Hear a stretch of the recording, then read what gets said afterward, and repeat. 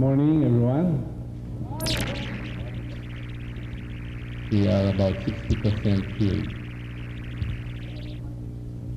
Yes, the name is Roberto, and I hope it doesn't sound like this is a family affair.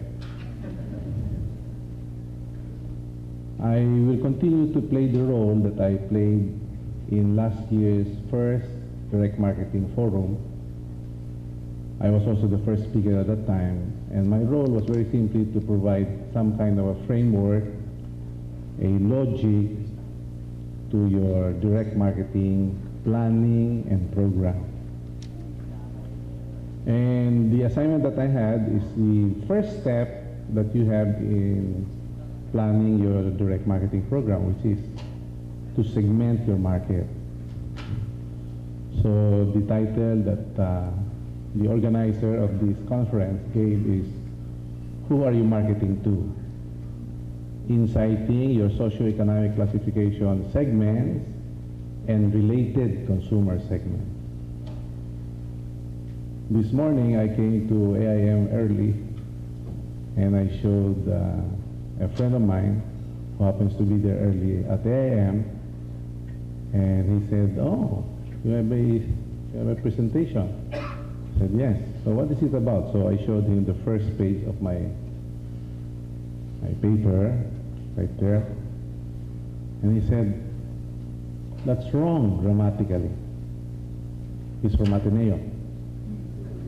And as you know, Ateneans, because they won the championship, feels that they have the right to correct La Salle. So indeed it's wrong. It should have been, whom are you marketing to? But I'm from La Salle, who cares?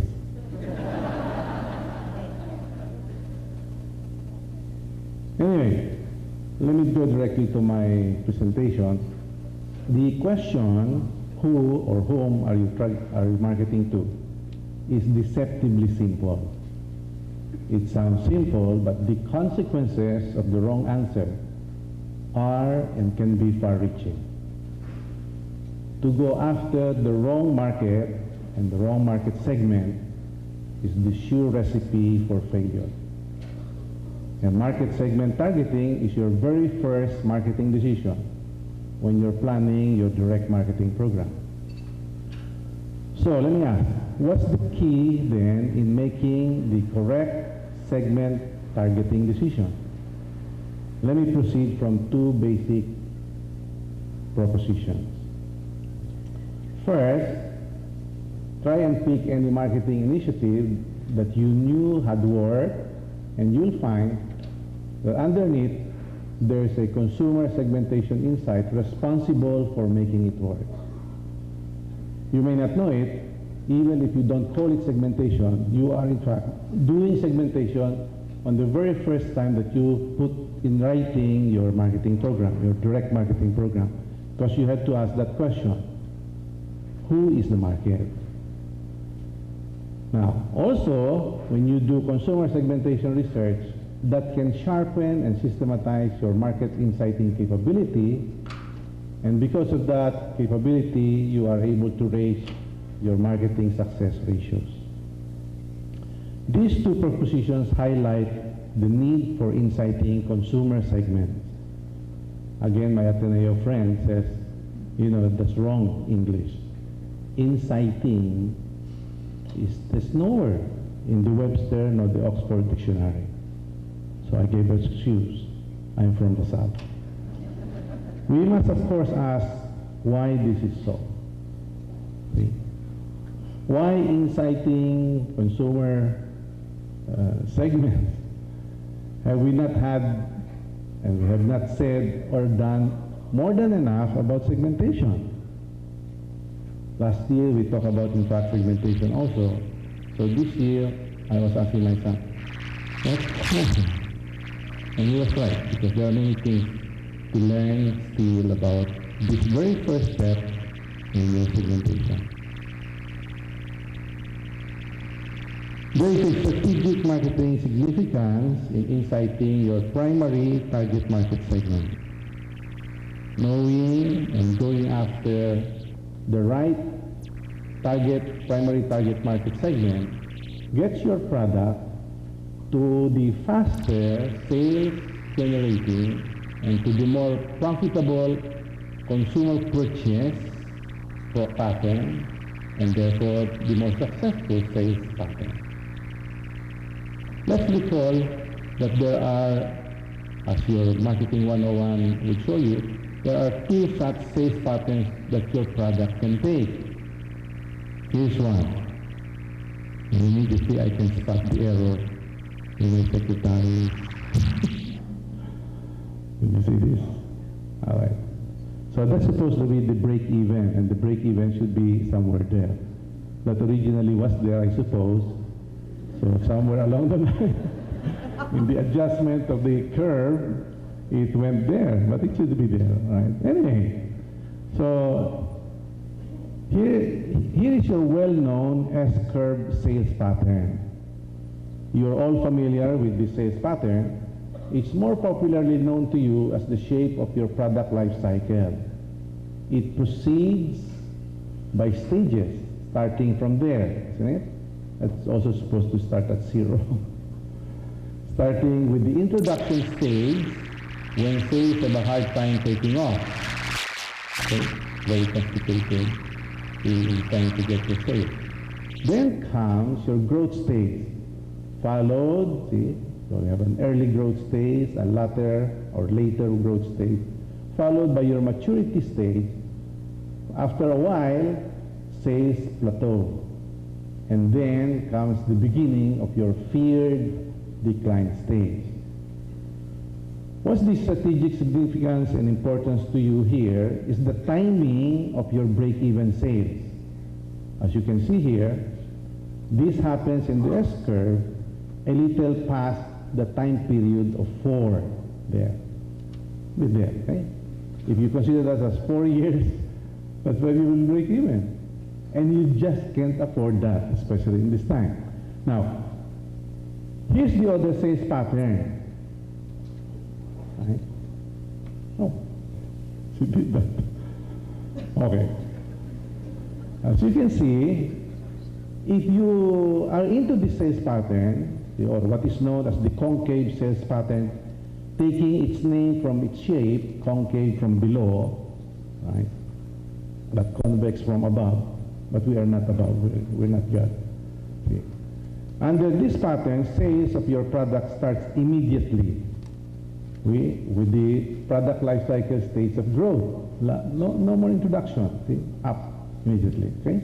Skipping, therefore, your introduction stage. Because of this, your break-even sales happen much earlier, as you can see right there, right? So in this chart, that's about the time period of 1, as against your 4, past a little 4, or 4.5 in the S-curve. So having a product, see, or your offer, okay, that the market receives under the concave sales pattern begins giving you profit at about 1/4 the time that you'd experience it under the S-curve model. Now, let me ask you then this very rhetorical question. Which sales pattern is your preferred pattern for a faster sales and profit generation? Of course, it's obvious you want the concave sales pattern, if indeed you are after faster sales and profit generation.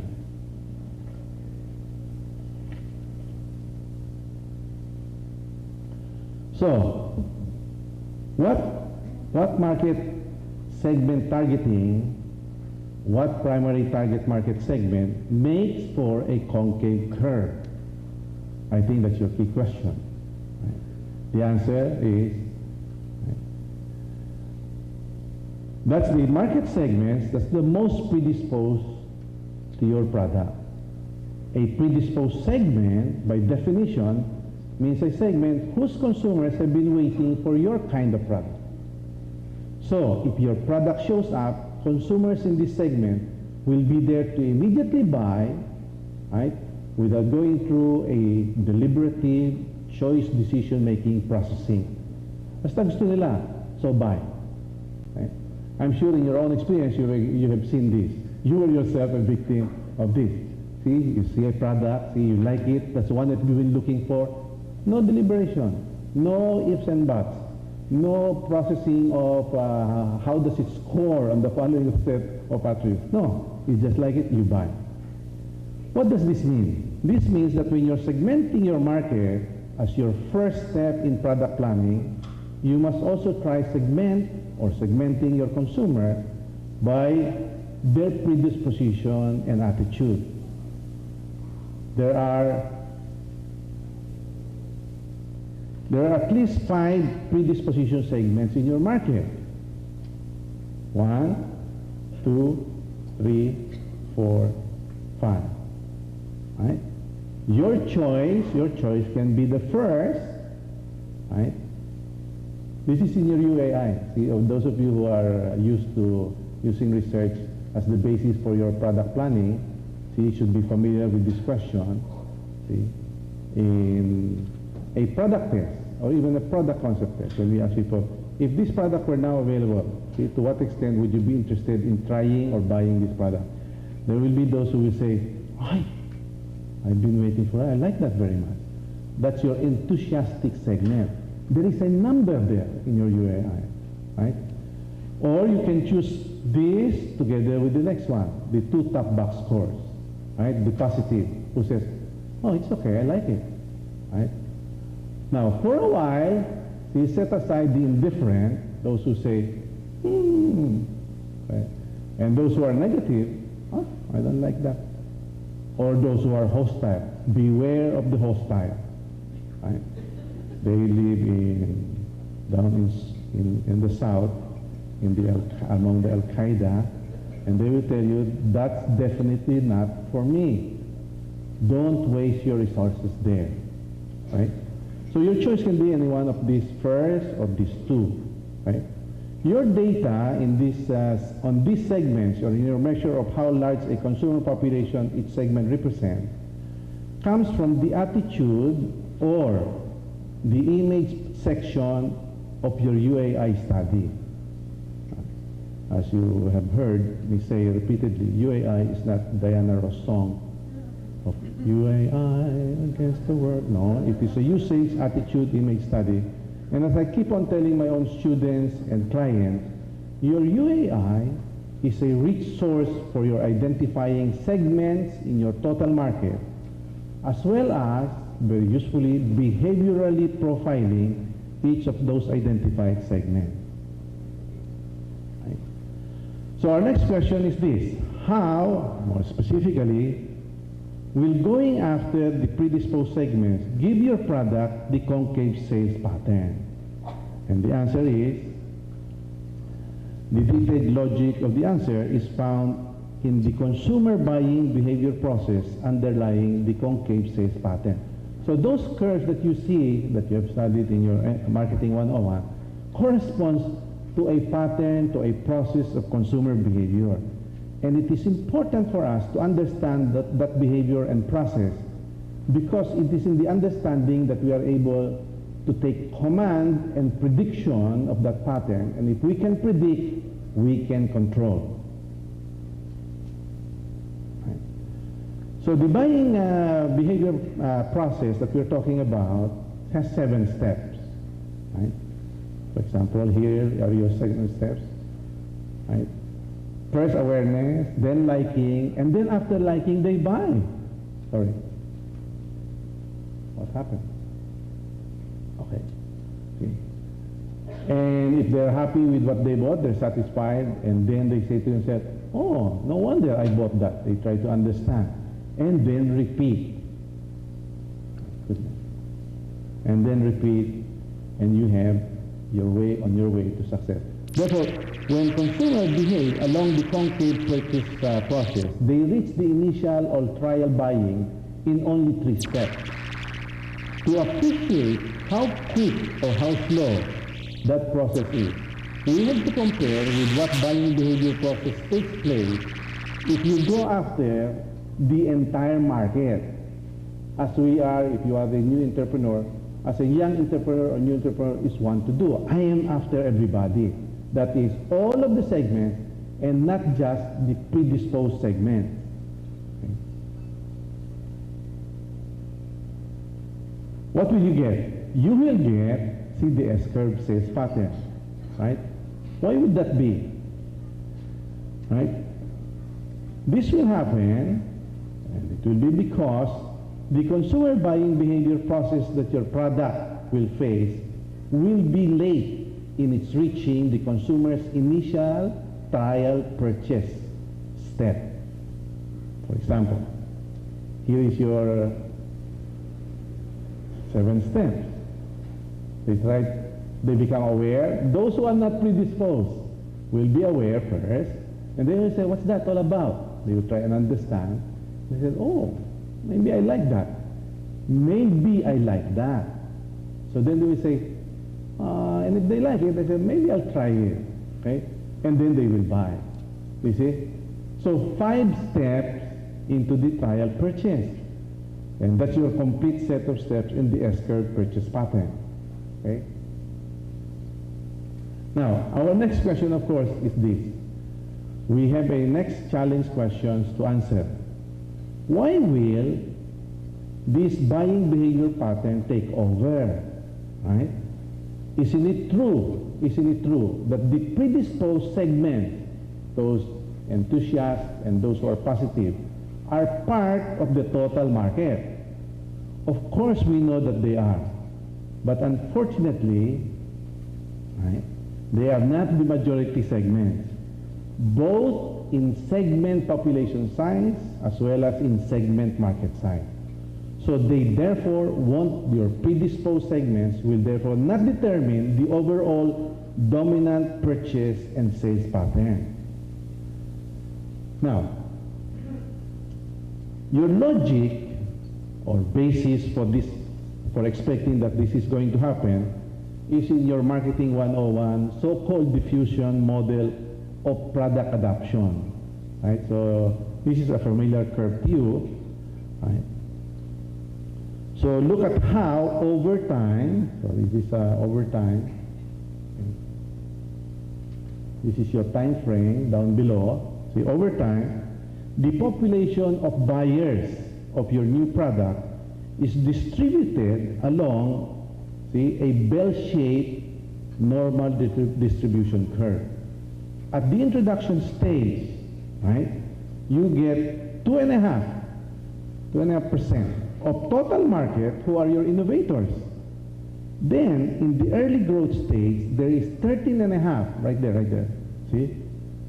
There is 13.5 of your total market who will follow the innovators and will constitute your so-called early adopters or buyers. In the late growth stage, see somewhere here in time, right there, right? You will have 34% of your total market buying or as your so-called early majority buyers.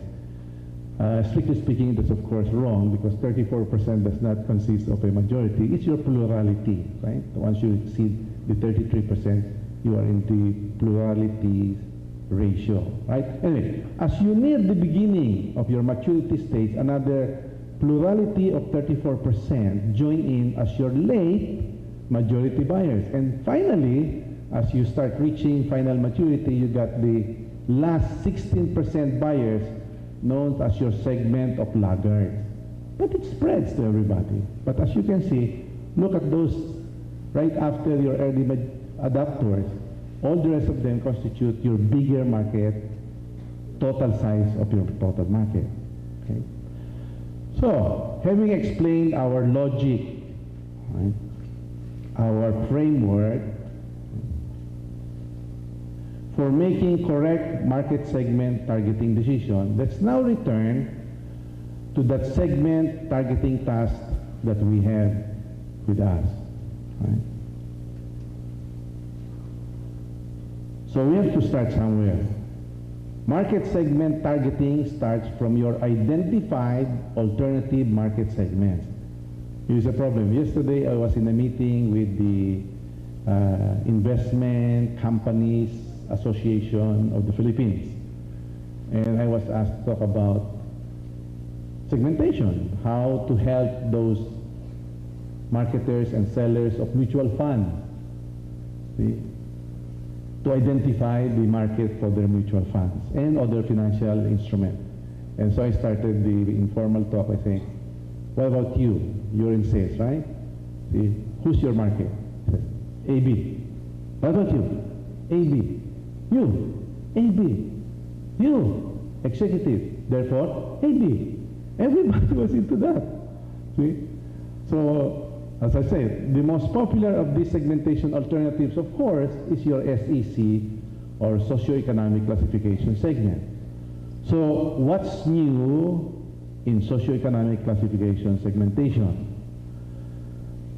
Let me review for you, see, first, what socioeconomic classification, to start with, is all about. I have to start with the sociologists because they were the inventor of this concept, right? So here's the concept as defined by its originator, a sociologist, more specifically Professor Lloyd Warner, a sociologist from University of Chicago. Sociologists refer to S.E.C.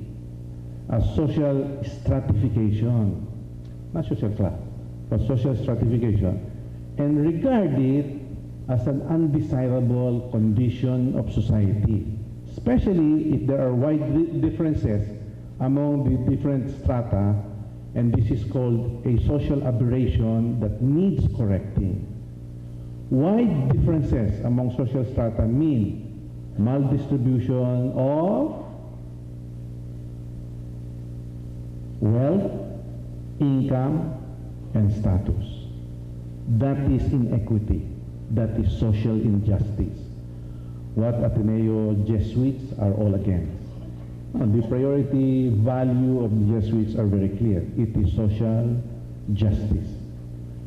This is an important historical perspective to remember because most of us, and many of us in marketing, have tended to take it for granted that the socioeconomic classification that we have is a mere social and economic reality and fact, and we just have to make the most out of it. Marketing, as a social science and discipline, must include, I think, in its vision, making positive contribution to promoting social justice, spreading wealth, income status more evenly across society's upper, middle, and lower classes. Enough for the sermon. Now, let's take a look at the marketer's definition of socioeconomic classification. And here it is. This is the definition of our #1 bestseller marketing textbook, both in college and in MBA, by Cutler. He says, socioeconomic classes are relatively homogeneous and enduring divisions in a society which are hierarchically ordered and whose members share either or similar, what is important of course in marketing is values, interests, and behavior, because that's the basis of our marketing plan. See, in marketing we are into changing behavior, and how do we change behavior? By going into values of consumers. That's why we go after the priority product and service values of consumers. But we forget this portion. Look at that portion. Enduring divisions. The disturbing phrase, therefore, is the relatively enduring.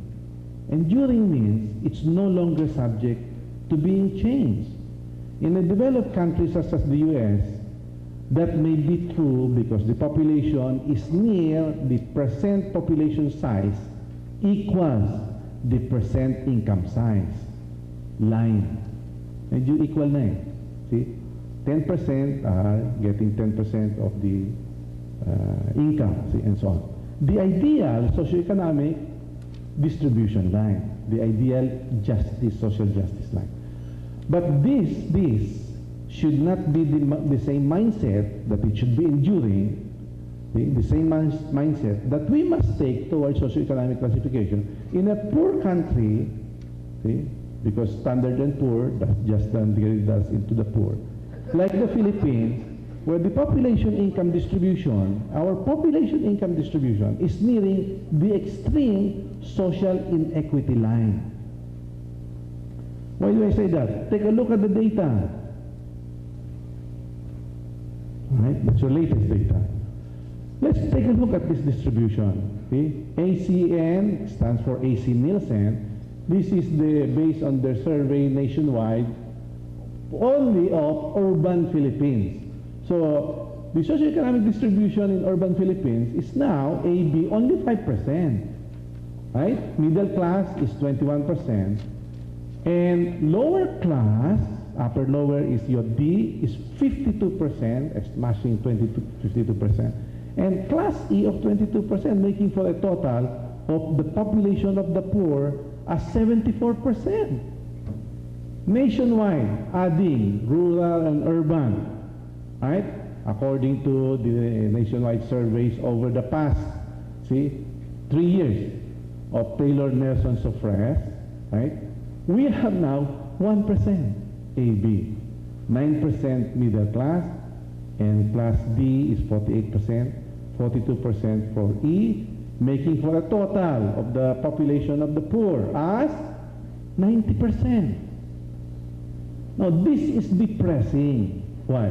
Because when I left the Philippines in 1970 to study abroad, we were, I remember, the statistics also coming from A.C. Nielsen, right, and others, nationwide, both rural and urban, we were 10% AB, 20% class C, and 70% DE.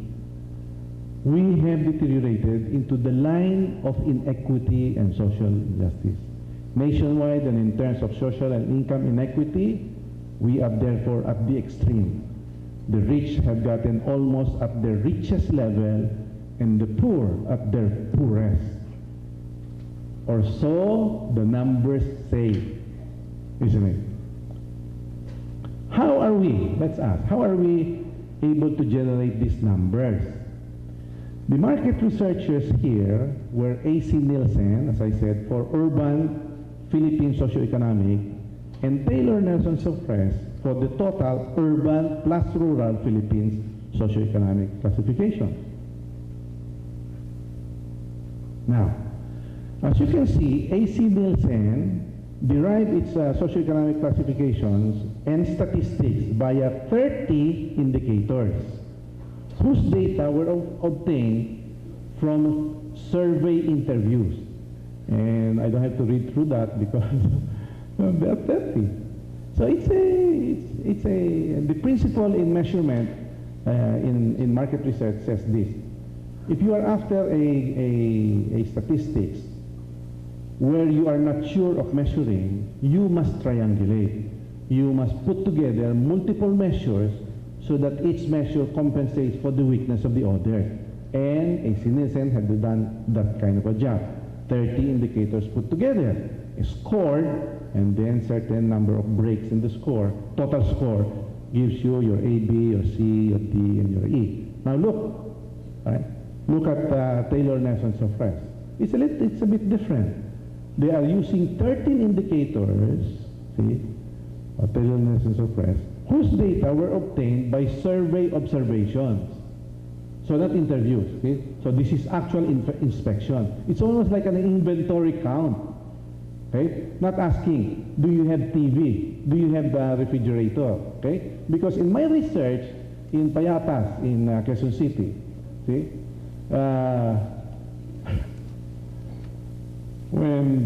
when people were interviewed,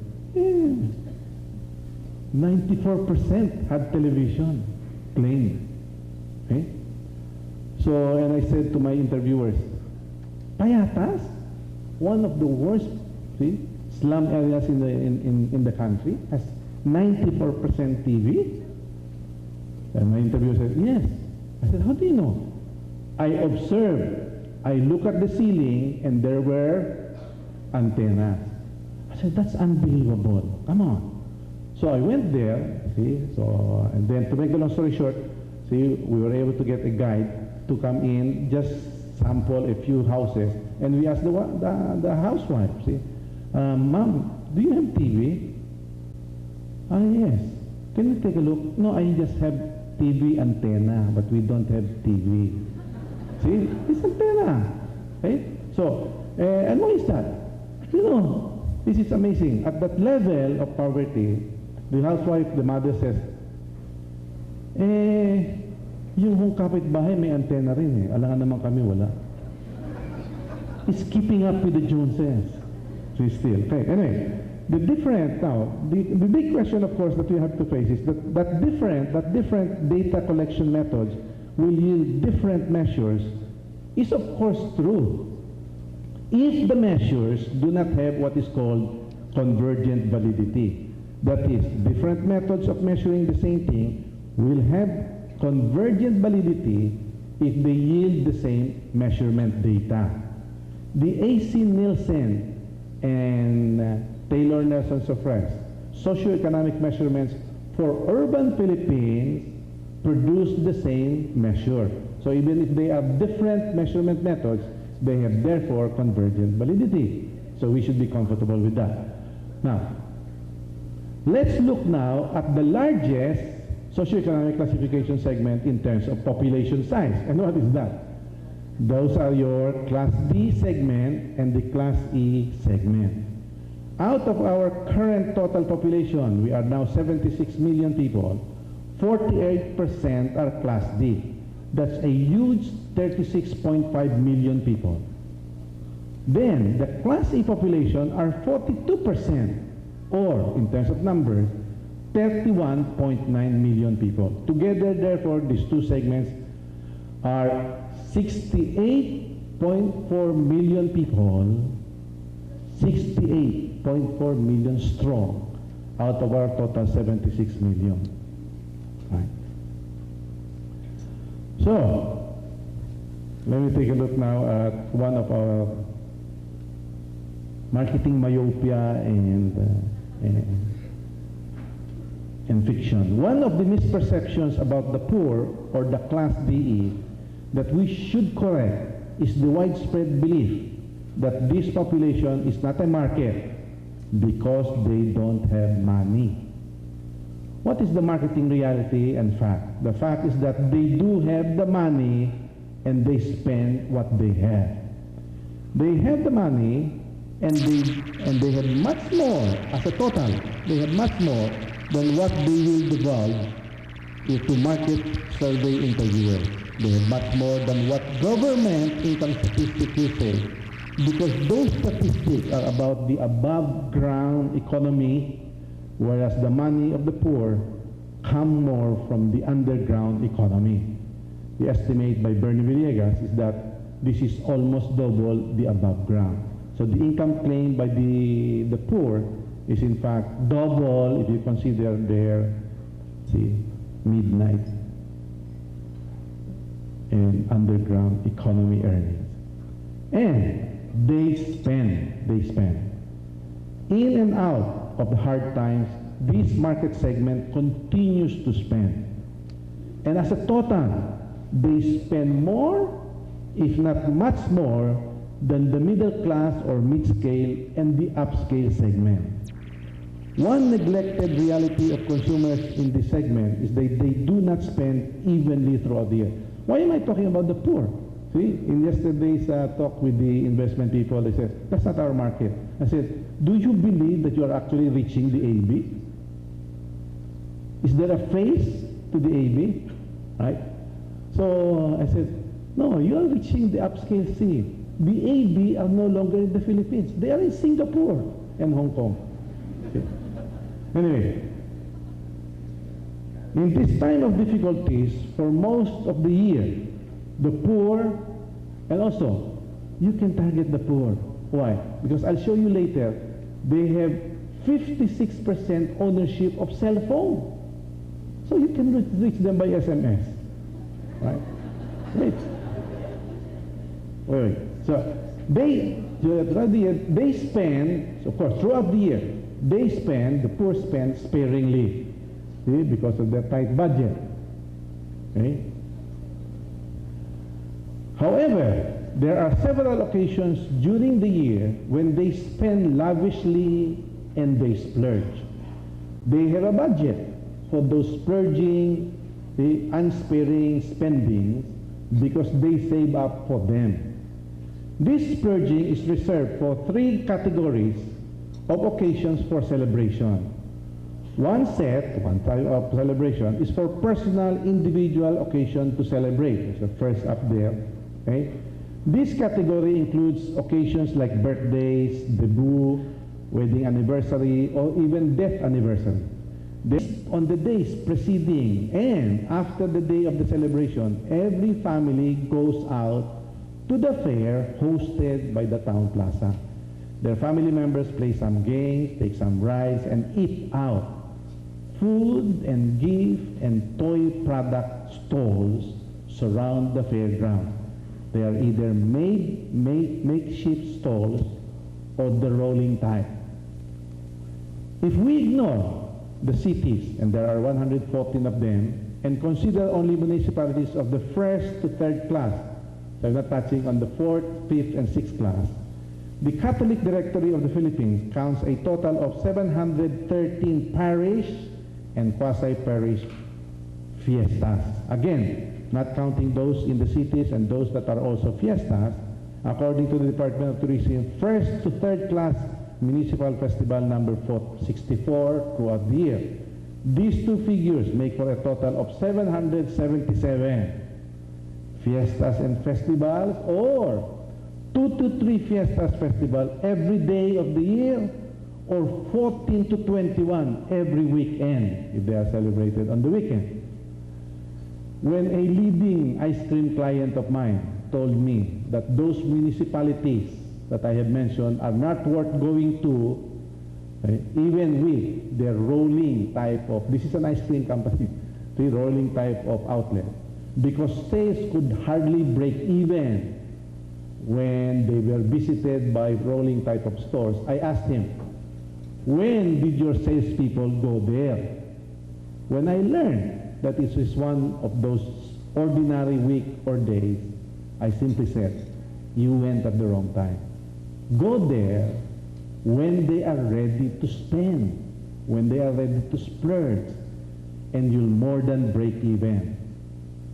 That the poor spend is shown also, see, by their ownership of household durables.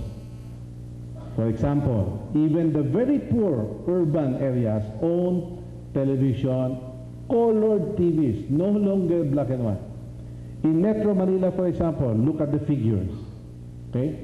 The priorities of the poor consumers remain with the home entertainment household durable, the television. 96%, ladies and gentlemen, owned by the D class, right? And 78% by the E, 78% by E of television. And compare that to the refrigerator or the bed. They would rather sleep in the hardboard than forego their Viva film, isn't it? Here are your comparable figures for Cebu and Davao. You see, oh, it's high. See, TV is there. So if you want to reach in mass, you want to reach the poor in mass, go TV. Okay? However, if you want to reach a selected few of them, a list of them, like for example, later on I will say, oh, there is a list existing for farmers cooperative. There's a list for this and that and the other. I say, no, you can get to them by this. For those of us in direct marketing, here's the surprise of all time: cell phone ownership.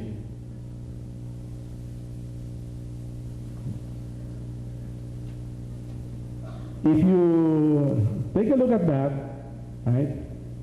Remember, in the urban area, they are about 70% of our total population. In Metro Manila, therefore, this is urban, okay?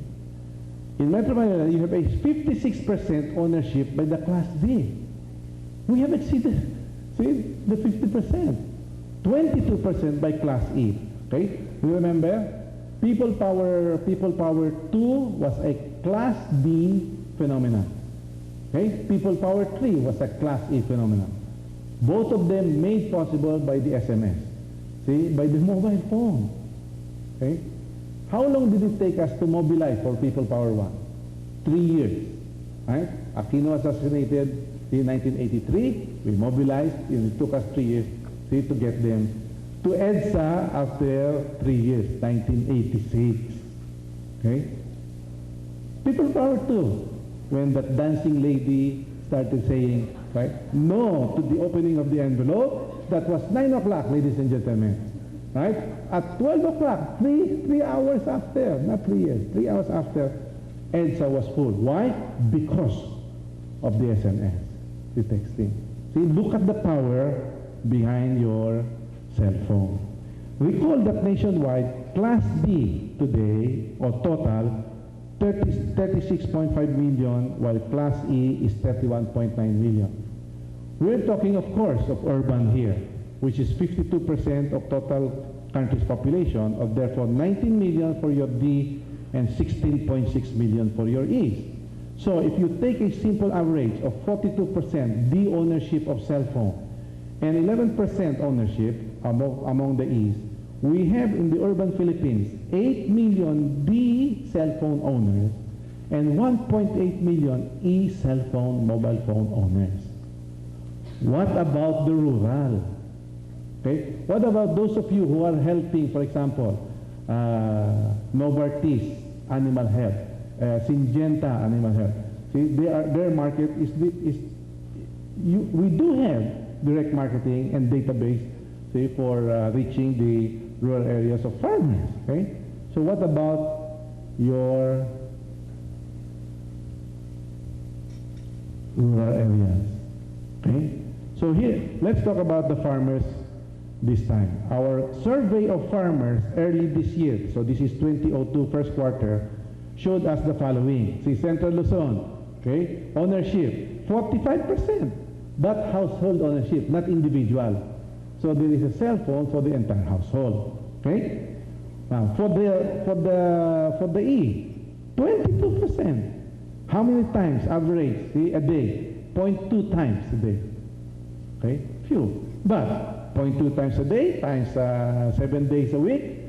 See, that is about 1 to 2. See, a week texting. Okay?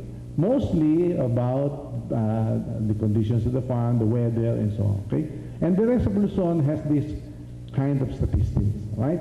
So you have, look, those are high ownership. 43% of the Ds, 32% in West Visayas, 22% in the rest of Visayas, Mindanao, 27%.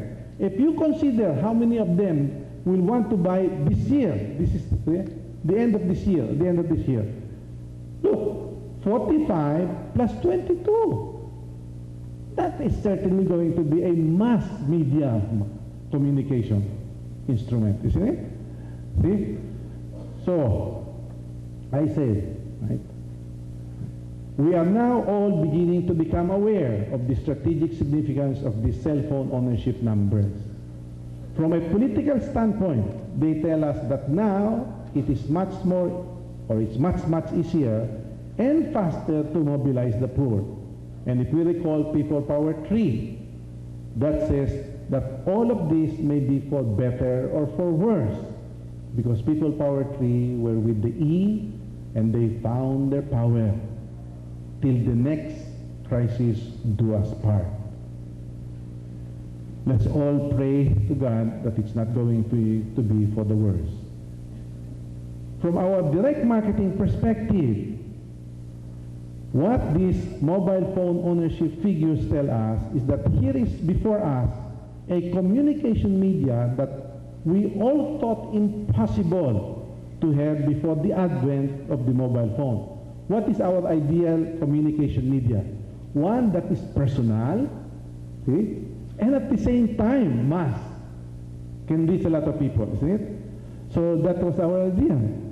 The ownership statistics we saw tell us why the mobile phone, therefore, is a mass communication media. That it is also at the same time, a personal media is borne out by our research. So let me show you. So here is a Class D housewife who defined the cell phone this way. What can be more personal than that?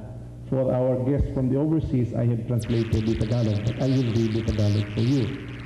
Yan yung asawa ko, paggising niya sa umaga, ang unang hawak niya yung cellphone niya. Sa gabi, ganun din. Ang huling hawak bago matulog, cellphone. Buti pa nga yung cellphone, lagi niyang hawak. Ako, di na ako niya hinahawakan. Right? Allow me now to shift to the other often and maybe even more practically neglected socioeconomic concept and definition. We're still in the S.E.C. This is a very neglected concept of the socioeconomic classification. See? I'm sorry. Oh my goodness, huh? Oh, I forgot this one. See? So let me go back to the cell phone, okay? This is it's a cell phone, which is a moment of truth kind of communication media. See? Why? Because it's 24 hours, 7 days a week. It's open there, if it's open. But many of you, I think, turn it off when you are charging. But nevertheless, there are a considerable number who are there and stuff. And more importantly, it is personal. Handheld, belt held, pocket held, and all the other held. Right? And unlike your Lotus Notes of your internet, see, which you can delete, see, when you're looking at your menu, isn't it? Right? This one you cannot delete. It is a must-read kind of message carrier, right? So even if it's there, so oh my goodness, this is not in my directory. See, it's a new number.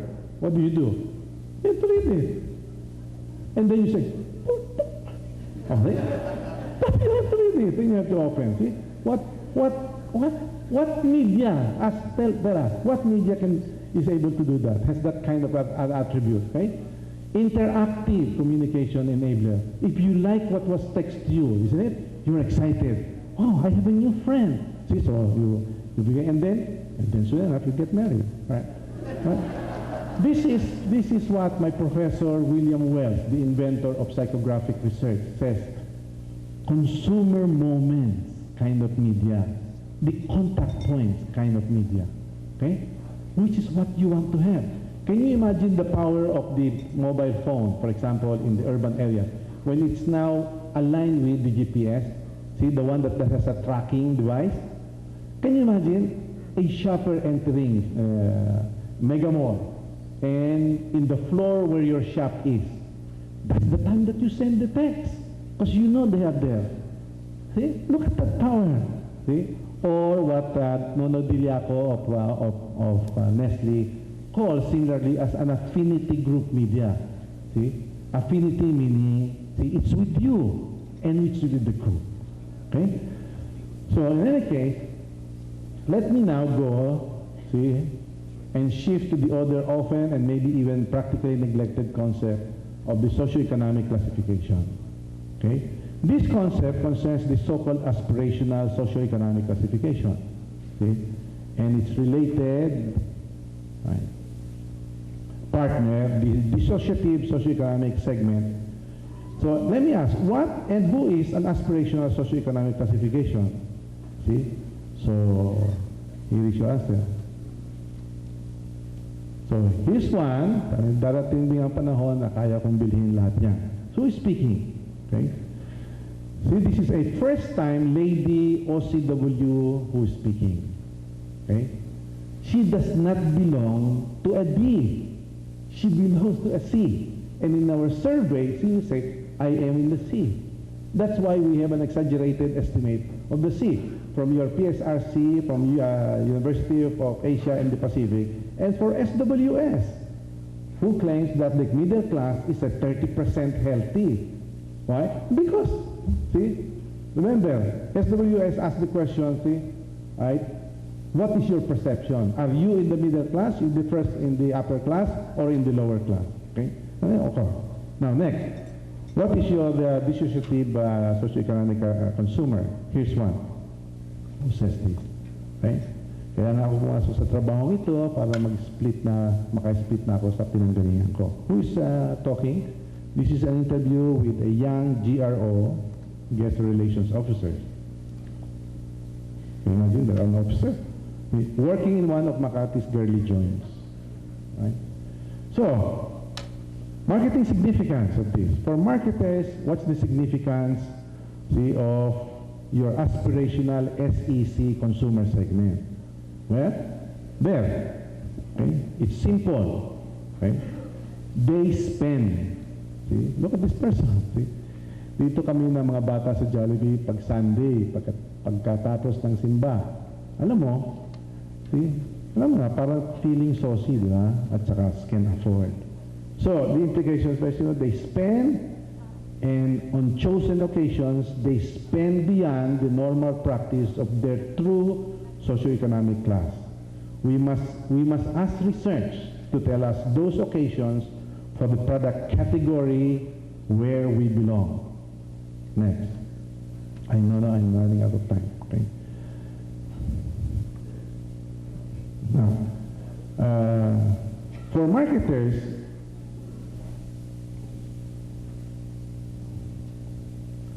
this socioeconomic segment also has an important marketing research implication and significance. Right? Some or many of us have read, as I mentioned, SWS, PSRC, and University of Asia and the Pacific of a larger 30% class C or a sizable middle class, parallel to this presentation of a relatively smaller downscale segment, right?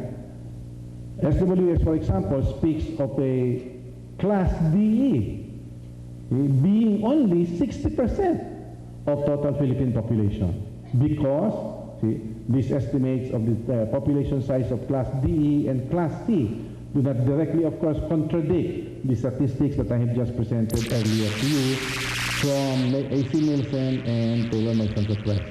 The SWS et al. Ratios are about aspirational class DE and class C. Take note, for example, that SWS measures the poor or class DE by self-rating. This is its SRP series of SRP standing for self-rated poverty. That's aspirational. Anyway.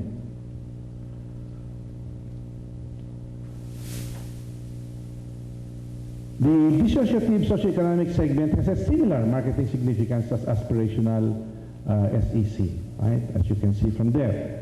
When a dissociative consumers take on the dissociative role, they also therefore spend beyond what the norm and culture of their true socioeconomic class will allow them. Okay? Now, as direct marketers, let us now raise the following issue. How do you effectively reach and access this differing socioeconomic segment? Allow me to recommend a simple two-step approach that I have found particularly suitable to direct marketing.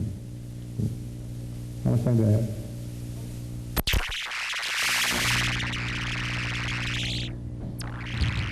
First, what we need to do, and what I would suggest you to do, is to further segment or partition each of your identified large segments or socioeconomic segment into its naturally occurring segment. And what is a naturally occurring segment? Well, it is one that is readily identifiable, countable, because you have a list, the kind of consumer segment, right? So therefore, it is easy to access in terms of two things. You know their address, their physical location. You know the media to reach them. Those are very important direct marketing information. Examples, right? So let's take a look at the examples of here. So here is your, for example, you have a list. Here are your examples for large mass market segment, where you can find a list of each of the naturally occurring segments member consumers. You have that. Okay. You can find that somewhere. I have a friend and a classmate who did nothing but to go into the production backyard garage operation of producing vitamins, cough cold, and headache pills, just selling to the military. He is now 320 million in terms of sales. Right? Just looking at naturally occurring segments, because you can find them. Right? There is a faith. Members of farmers cooperatives, Piston or TUCP members. You're a Trade and Union Congress of the Philippines members, therefore. See, or microfinance entrepreneurs. Those are all your examples of those kind of things, right? Or examples of naturally occurring segments in the women aspirational massa market where there is a list. See, there is. See? OCWs who have returned, okay, midwives and traditional birth attendants are called helots, okay. Jesus is Lord and El Shaddai devotees. There is a list, okay. Here's another set, right. There is a list available and can be made available, right. Let's now pause for a while and take a closer look. Let me invite you to take a closer look at this naturally occurring segment of aspirational women in the massa market. We're doing this because the world over, see, the woman is now called today's #1 business marketing opportunity. See, in this closer look, let's note this naturally occurring segment's 3 aspects. See, first, as an income earner. As income earner, right, as you can see, the percent of women working now has almost doubled since 1970. Versus men, what we find in the survey is that women are more willing not only to work for less, but also to uproot and move to where the job is, right? The estimate is that most of our overseas contract workers is now reaching nearly 60% women. Okay, they are more economically desperate. Okay, now what about them as managers? Well, look at this assessment. This is not mine. See, this is by another survey researcher who says that as a mother, a woman is used to working out creative solutions to family problems, especially economic problems. Therefore, when managing a larger organization like a company, she has much less problem adapting to the responsibility than men. She's the problem solver, not part of the problem like men. Women as spenders, right? Do you know that in a survey, see, when we ask, where do you spend your free time? Only women included shopping in the top 5 things that they do with their free time, not men. Okay, and they have a role now. Families, they have been and continue to be the family's purchasing agent and gaining purchasing power in the household, even for the most expensive products and services, household durables especially. Okay. There are now as many women as men who are driving cars, smoking, drinking, and playing golf. Okay? And they are more computer literate and techy than men are. Right? So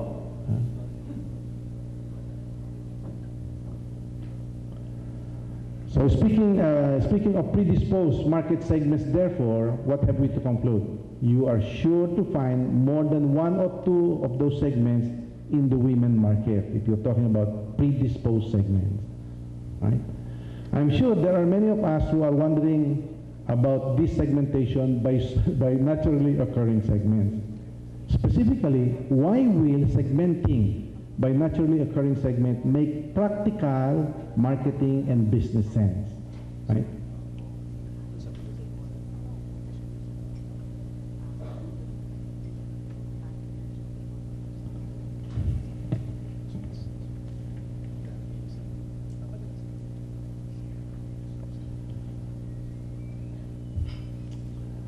The strategy of segmenting by naturally occurring segments tells you that to do your marketing planning and segmenting is almost, in effect, I am contradicting myself, is in contradiction with what we've said about how you should go about your segmenting, targeting, and positioning process, or the segmentation process.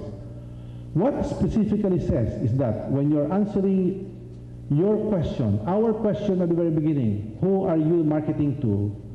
This says, don't go to the big total market. Instead, think small. This is the same thing as saying that in segmenting, don't start with the STP, segment, target, position, mindset, that looks at the total market immediately. and at its many component segments. Instead, right? Instead, what you should do is to start the way the small businessman and entrepreneur starts his marketing plan. And this is to first ask himself, what is the magnitude of the marketing task I need to do to attain my target sales? Okay? And when you do that, let me therefore be more specific and proceed along this example. So here is your example. See, here's someone who is just retired from the pharma company, a small entrepreneur now and entering the vitamin market, where he knew of heavy vitamin takers or users who are taking vitamin twice every day. See, so he's benchmarking against Rubicon users retailing at that time, see, at 3 pesos per tablet. Okay? And continue. He's very ambitious. He wants to have a stretch objective on his first year, 120 million. Question, how many heavy vitamin users do you need to get to your 120 million first year target? And the answer, if you make the calculations properly, and you assume that he will be taken only once a day, the other vitamin will be taken, see, will be another brand, okay? You will come out to 110,000. What does that mean? See? Well, it means that when asking them the question, what's the magnitude of the marketing task I need to attain my target sales, that's what we exactly mean by asking about magnitude. Ilan? And with some straightforward pencil pushing, you will get to the answer. Just 110,000 heavy vitamin users. It is not a million or more consumers to get at our 120 million sales target. It is just a small fraction of a million. Now ask, it's only at this point, and therefore only at this point, that I suggest to you that you should do your segmentation task. And you do this by asking the direct marketing segmentation questions, the following. Where will I source those 120 or 110 million, sorry, 110,000 rather? It's 110,000 consumers. Is there a list of 110,000 heavy vitamin consumers around? And your insight, right, is very simple. Sure, you are in a mass market, but there is no need to get to its million consumers to attain your targeted sales. Just a small fraction of the million is more than enough. We are guilty of the same similar marketing myopia and fiction when we are asked to consider the internet of the so-called net-gen market segment. Okay? We are told it's a small market. Computer homes with internet access are negligible. Right? Those in the internet cafes are not that many either. Okay? Now, just consider, therefore, the following two net-gen segments. Those with with computers at home with internet access, and those who go to the internet cafes. Okay? So first, the segment made up of households owning home computers with internet access. Here's a marketing fiction. Okay? Ownership is low, and the poor just could not afford to own one. Okay? Marketing reality, last year, in a survey, see, says the following. Among the ABs, according to the mothers, right? So this is a survey of mothers, see, who were asked, see, there's a 40% ownership among the Cs, 30%, see, 40% among the ABs, sorry, 30% among the Cs, right? And in Cebu, the ABCs have 18% and 21% in Davao. Okay? Among the Ds, ladies and gentlemen, see, there's a 7% ownership.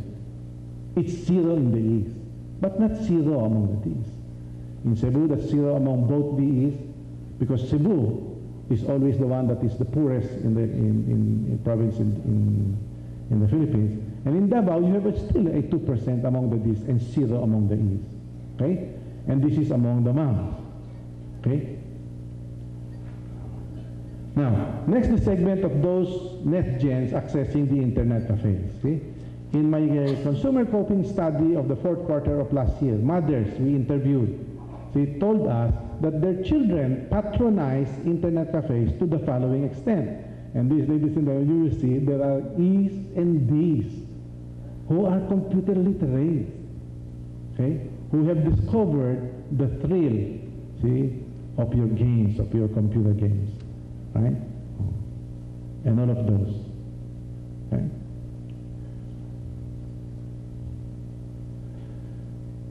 As I said, that 1% represents those kids who have not yet discovered the thrill of the computer games like your Counter-Strike. I heard that there's something new again today. In concluding that these figures only show how small the market segments we're talking about, please allow me to bring you back to the basic distinction between segment population size and segment market size. Okay? For example, see? He is the largest landline telephone company, obvious ba? In 2001 subscriber survey, those with computers at home with internet access came out to 12%, or 360,000 only. So the immediate conclusion drawn by the company is this: the internet accessing segment among our phone subscribers are not yet a large enough market for investing. Ladies and gentlemen, right? Segment population size landline is 3 million, internet accessors 360,000. Landline using segment is therefore 3.3 times larger. That's population size, segment population size. But that's not market size, because market size is segment population size times usage frequency times usage duration, see, right? And you will get, therefore, the following. Okay? If you want units, you want user frequency and duration equals your user frequency duration units. See? Now, look at your landline market size, therefore. Huh? So I computed an index. 3 million users, on the average, using the landline 5 times a day for a duration, average duration of 7 minutes per use. Because in the home, even the landline is not used by the children. The cell phone is the one being used, right? Anyway, 3 million, and you come out to 105 million user frequency duration units. Look at your internet access, right? 360,000 times used 3 times a day, average 75 minutes.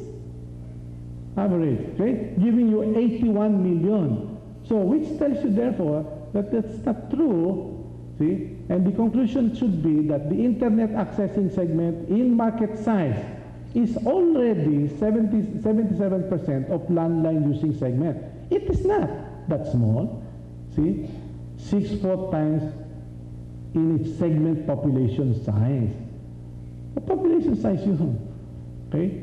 Therefore, no longer a small market, not worth investing your marketing resources.